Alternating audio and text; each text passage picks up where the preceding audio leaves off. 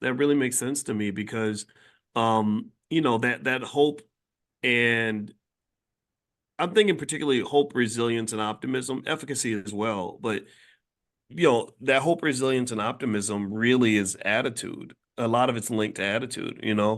Um, and you think about this, right? I want y'all to process this for a minute.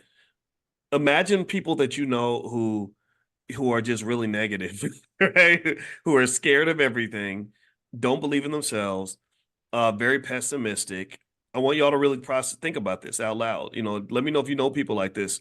Just always think it's gonna rain, even when the sun is shining, are always looking for the other shoe to drop. They see everything that happens as an omen of worse things yet to come.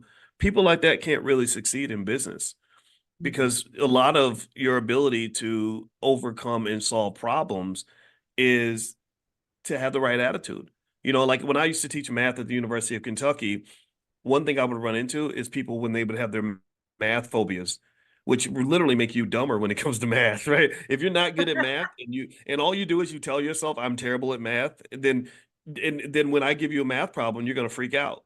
And you're gonna literally, even a problem that you could have solved, you're not gonna be able to solve it. Studies show this. I could give you a problem that you could easily solve, but because you are so busy getting in your own way and beating yourself up and tearing yourself down, you won't be able to solve even a simple problem. They did that. They actually ran this experiment, Dr. Javette, where start calling you Dr. Javette. I used to call her Lene, but I'm gonna call you Dr. Javette. Okay. All right. So anyway, Okay. so what they did this experiment, Dr. Javette, where they had two groups of students and they asked them to solve a problem. And the one half of the class, they gave them a problem that was easily solvable. The other half, they gave them problems that were unsolvable, that were just impossible. So, so they went through one and they said, "How many of you solved it?" And all the kids on one side raised their hand. The other kids were like kind of embarrassed. Second problem, same thing. First group nailed it. Second group was like, damn, because they're just embarrassed, right? And then when they got to the third problem, they took the group that they'd given the impossible problem to, and they gave them the easy problem this time.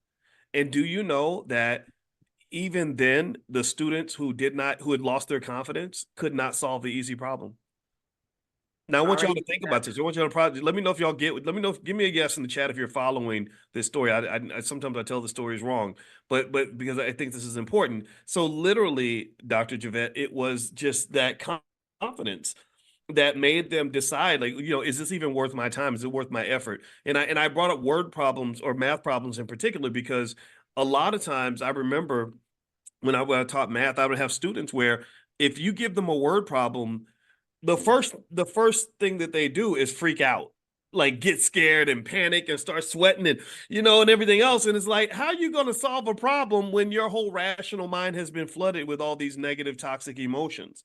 Yep. So in my view, when you're talking about us as a people and the amount of trauma we've experienced, we're probably most likely to have those crazy reactions to challenging situations, and these trauma responses. That's what Dr. Alicia refers to, my wife, Dr. Alicia refers to them as.